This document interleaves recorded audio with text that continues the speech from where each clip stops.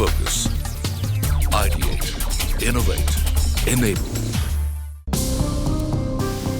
Kotak Mutual Fund presents Invest Mentor in association with Network 18. Hello and welcome to this special show Invest Mentor presented to you by Kotak Mahindra Mutual Fund in association with Network 18. It is an investor education initiative by Kotak Mahindra Mutual Fund and I'm Sonia Shenoy. Now today on the show we talk about debt fund duration versus credit risk, dynamic management of the risk. Now a debt fund is a mutual fund scheme that invests in fixed income instruments such as corporate and government bonds, corporate debt securities and money market instruments that offer capital appreciation. The major advantages of investing in debt funds are a low-cost structure, relatively stable returns, relatively high liquidity, and reasonable safety.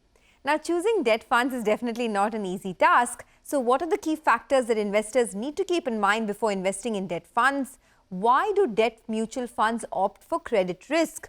Also on the show, we focus on dynamic bond funds, how they work, what are the major features and objectives of dynamic bond funds. Now to discuss all this and more, I have two panel of experts joining me. Lakshmi Iyer, the President and Chief Investment Officer and Head of Products at Kotak Mahindra Asset Management Company, and Deepak Agarwal, who is the Senior Executive Vice President Fund Management Debt at Kotak Mahindra Asset Management Company. So, ladies and gentlemen, thank you for being with us on Invest Mentor. Lakshmi, I want to start with you. You know, choosing debt funds is definitely not an easy task. There are over 15 subcategories and there is very little understanding of basic things like a debt fund NAV and how it can fluctuate. So you tell us, if an investor wants to start off, what are the first 2 or 3 steps that he needs to take?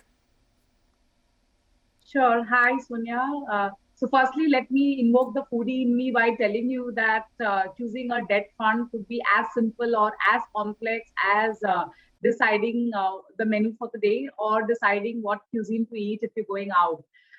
It is important that you pre-plan in mind what exactly you want. Do you want your carbs for the day? Do you want your vitamins for the day? Or you want your proteins? Or you want it all? So on that note, when you actually get down to deciding among these 15, 16 categories of debt funds, what do you want?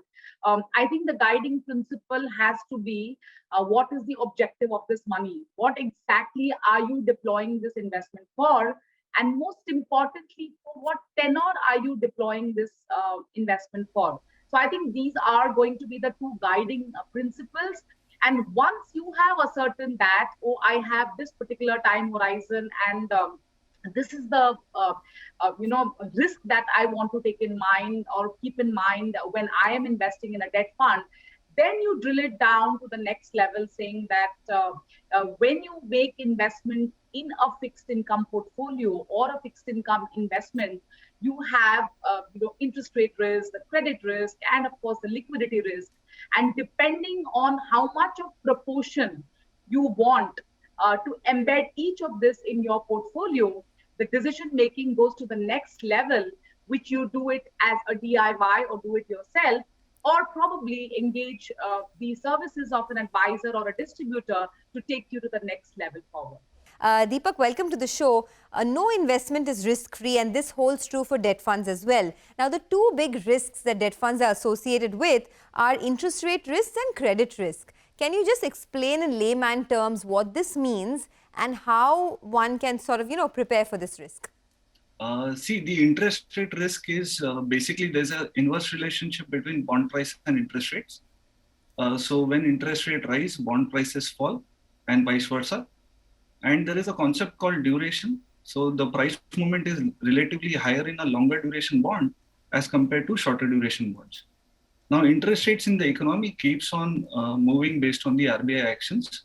So as and when interest rate changes take place, the price of the bond will keep on increasing, decreasing. And that is the risk which an investor takes while investing in a debt fund. At the same time, debt funds do carry credit risk. Credit risk is the risk that any instrument which the fund holds, the issuer does not service the coupon of the interest payment on the respective due date. Typically, companies with good balance sheets, steady cash flow, and strong financials, the credit risk is perceived to be low, and therefore they enjoy higher credit rating. Now, rating agencies also have a rating scale in place, which suggests that as the rating keeps on reducing, the credit risk of the fund keeps on increasing. Why do debt funds opt for credit risk in the first place, Lakshmi? And how can investors secure themselves from this risk? So there are two ways to look at it when you are investing in a credit risk fund as an investor, or when the portfolio manager takes some amount of credit risk assets in a particular portfolio. Again, if I give you the food analogy, how do you like your coffee? You like it sugar-free, you like it as a black coffee without milk, or there is someone like me who likes it with the milk, with the coffee, of course, and with sugar, and there is no sugar-free. So credit risk is basically taken in a portfolio to potentially enhance the total yield of the underlying fund, which means that there is an inherent risk associated with credit investing, which Deepak, quite well articulated. So why does, and therefore that particular instrument offers you a tad higher yield or the risk premium over, say, a Government of India bond, or say a higher rated AAA bond, and that extra that you may seek to earn with that intent is with why you see some funds being populated with some kind of credit risk or credit risk assets in the portfolio. Let's talk about different types of debt funds, right? What are low duration funds and how do they work? So let me get Deepak's view in on this. What are the different types of debt funds that investors can look at, and how would you, talk about low duration funds and the impact there? SEBI has categorized funds based on duration and the credit profile. So there is liquid fund where the average maturity of the fund is less than 90 days and the fund can't invest in any instrument beyond 90 days. We have ultra short-term fund where the duration of the fund is between 3 months to 6 months. The Mauchly duration of the fund is to be maintained between 3 months to 6 months. We have low duration fund where the duration of the fund is between 6 months to a year. There are money market funds. Money market funds can only invest in money market instruments which have residual maturity less than 1 year. And the duration of the fund is anywhere between 0 to, let's say, 10 days to a year.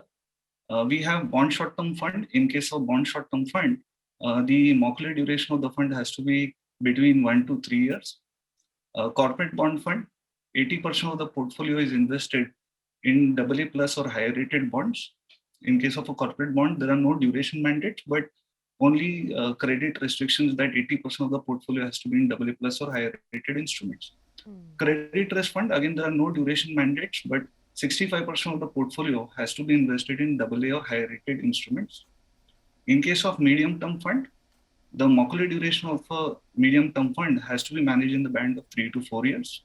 There is a medium to long duration fund where the duration of the fund is managed in a band of 4 to 7 years. Dynamic fund is a fund where the fund can invest across all maturity categories. There are no duration mandates or credit mandate in a dynamic fund. Gilt fund, again, invest in gilt across all the categories, all the maturities. And then you have long only funds where the duration of the fund is greater than 7 years. So broadly, these are the open-ended schemes or the broad categorization done by SEBI based on either duration or credit. And let's say to talk about low duration in specific, as mentioned, low duration is a fund which is managed in the band of 6 months to 1 year. Low duration fund is suitable for investors having 3-month plus investment horizon. Low duration is a fund which offers reasonably higher return with moderate amount of risk. So if any investor has moderate risk appetite, he can select low duration fund as an alternative over saving and fixed deposits. And low duration fund can also be used as a vehicle to park surplus funds. And these funds can later on be shifted to, let's say, other asset class or can be invested in longer duration bonds. Okay, so you said that if someone has a moderate risk appetite, then instead of investing in a savings account or in a fixed deposit, you'd rather put your money in a low duration debt fund. But Lakshmi, come in on this. What are the tax implications here if I do invest in a low duration fund? And who is it for? I mean, what kind of investor would you suggest invest in a low duration fund?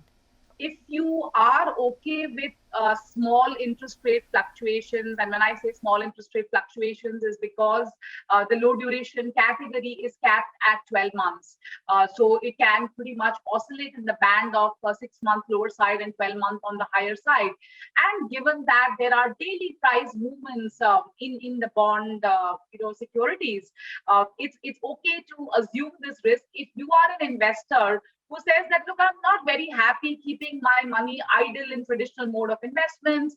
I'm not very happy earning, a liquid fund or an overnight category returns. And plus I have monies to spare for beyond 90, 100, 150, 180 days. So for all these kinds of investors who have slightly longer investment horizons and don't really need money at emergency they can call, these kind of investors could find favor with the low duration category type funds. And taxation is common for across the debt funds, where you have long-term capital gains if you complete 3 years. In fact, all of these category debt funds also qualify for indexation benefits, where you take the inflation rate and adjust your entry price, and that's the benefit of indexation, which is available specifically to debt mutual funds. Okay, that's a great explainer actually on who should be investing in low duration funds and what are the advantages and disadvantages. I do want to talk about dynamic bond funds, but I have to take a short commercial break. So we'll do that. We'll take a quick break and be back in just a bit. Kotak Mutual Fund presents Invest Mentor in association with Network 18. Kotak Mutual Fund presents Invest Mentor in association with Network 18. Welcome back. You're still watching the special show Invest Mentor presented to you by Kotak Mahindra Mutual Fund in association with Network 18. This is an investor education initiative by Kotak Mahindra Mutual Fund, and we have two experts, Lakshmi Iyer and Deepak Agarwal of Kotak Mahindra Asset Management, who have been explaining to us the different kind of debt funds, who should be investing in these funds and what are the advantages and disadvantages. Now, before the break, we spoke about low duration funds. Let's now talk about dynamic bond funds. Deepak, I want to start with you. Just explain to our viewer what is a dynamic bond fund, what's the difference, between a low duration and a dynamic bond fund, and who is the prime candidate to invest here. Okay, so low duration fund, again, the duration is capped at 1 year. So the interest rate risk in a low duration fund is relatively moderate. And any investor with 3-month investment horizon can look at investing in low duration funds. Whereas dynamic funds, as per SEBI's definition, the fund can invest across maturities. The objective of the dynamic bond fund is to generate optimal returns in both falling and rising interest rate scenario. The fund will shift duration based on the market scenario. So if the market scenario is that interest rates are rising, the fund will maintain a lower duration. And similarly, if the market scenario is that interest rates are going to fall, the fund may maintain a higher duration. Again, dynamic management is subject to the fund manager view. If the fund manager views goes right, the fund can generate healthy returns. And if, let's say, the market movements are against the anticipation of the fund manager view, the fund can take a hit as well. Since the fund carries interest rate risk and duration risk and credit risk, typically any investor who understands this risk should only invest in dynamic funds, and the time horizon for a dynamic fund, according to us, should be minimum 2 years. Okay, so Lakshmi, is it fair to assume that a dynamic fund is riskier than a low duration fund? And if yes, what are the major risks involved? I mean, I remember you mentioning that someone who has a moderate risk appetite and who doesn't want to leave their money in, traditional modes of investing like an FD or in a savings bank account should invest in a low duration fund. So, who invests in a dynamic fund then? If you want an interest rate exposure across tenors and you are willing to allow the fund manager to live his or her view and execute that in the portfolio, then a strategy like a dynamic bond fund is best suited to your risk appetite. Yes, because a low duration fund, the duration is capped at a year, the intensity, I would say, zor ka jhatka dheere se category would be a low duration category, which means if there is a sharp spurt or an upward movement in interest rates, it tends to cushion the impact. So in some sense, if you try to recall a village mela, there's a small giant wheel. So in fluctuations, a low duration could be like a mini giant wheel, whereas a dynamic category could be akin to bungee jumping. It gives you a lot of thrill, a lot of adrenaline rush, and of course, when interest rates are in your favor, it tends to participate better in the upside. But of course, the reverse is also true. So yes, you need to have longevity definitely higher when you're investing in a dynamic bond fund compared to when you're doing in a low duration category fund. Since we're talking about simplifying, right, there's so much jargon, Lakshmi, that's being thrown out in the debt fund world. And for someone who's perhaps a novice, all of these terms would mean the same. So let's try and just demystify some of these terms. The most commonly used terms are duration and maturity. It may sound the same to a novice investor, but if you just want to explain in layman terms what they mean.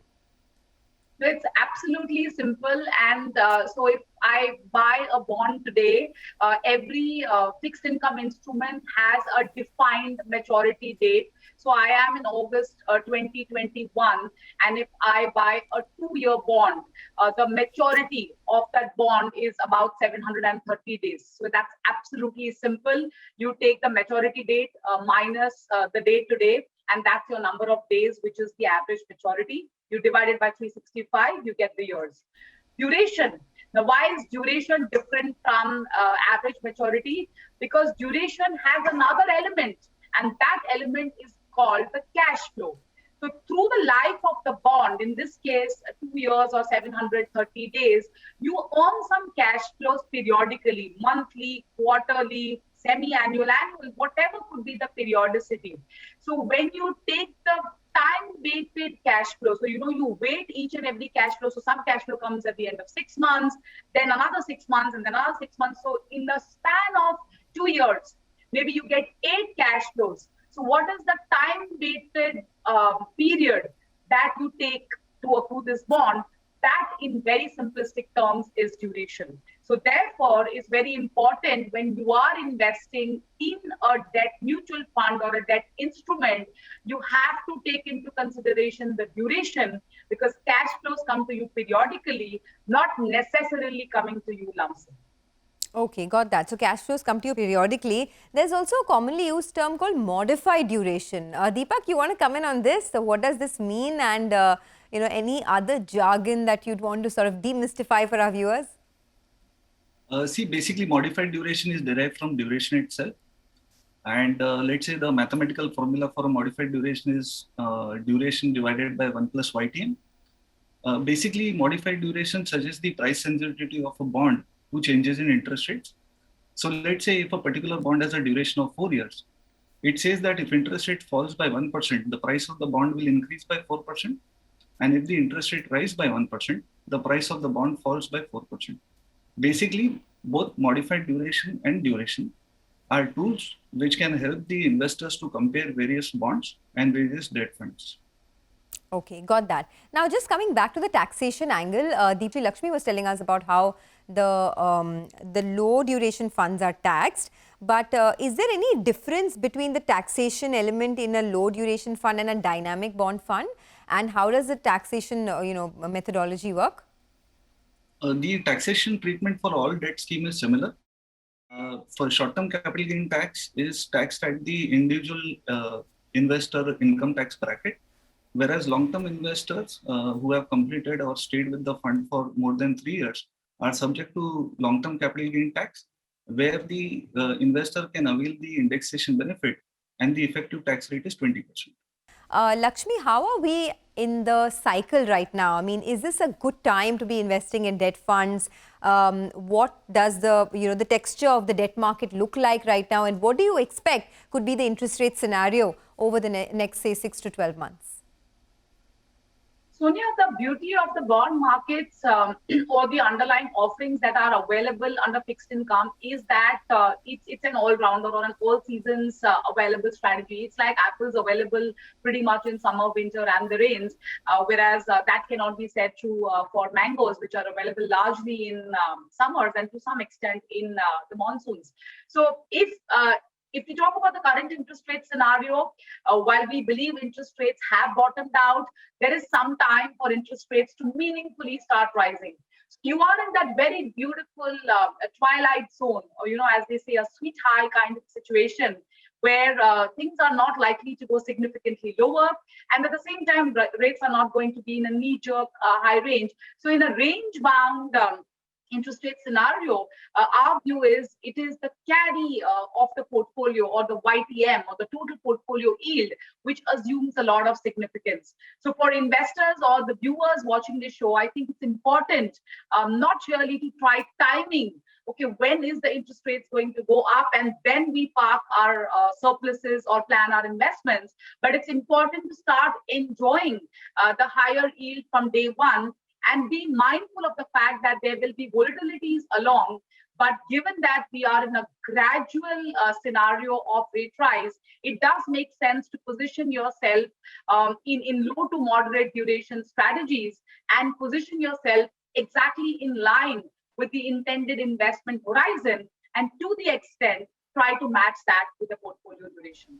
Okay, and Deepak, what about you? I mean, if a lot of people who watch our shows are sort of novice investors, millennials, Gen Zs, a lot of new people entering into the market, right?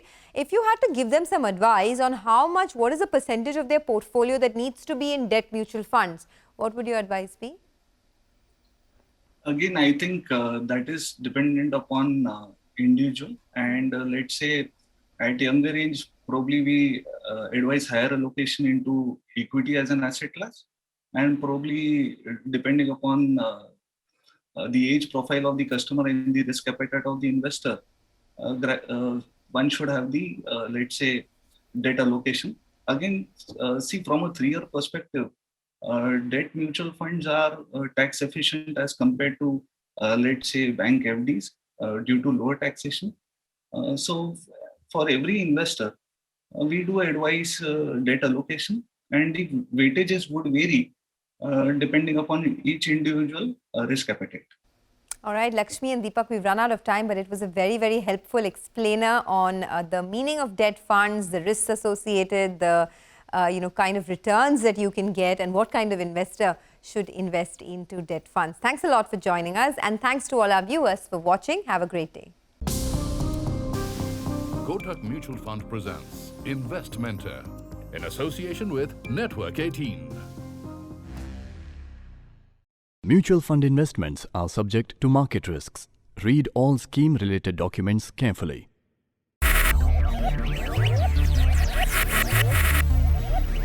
Focus, ideate, innovate, enable.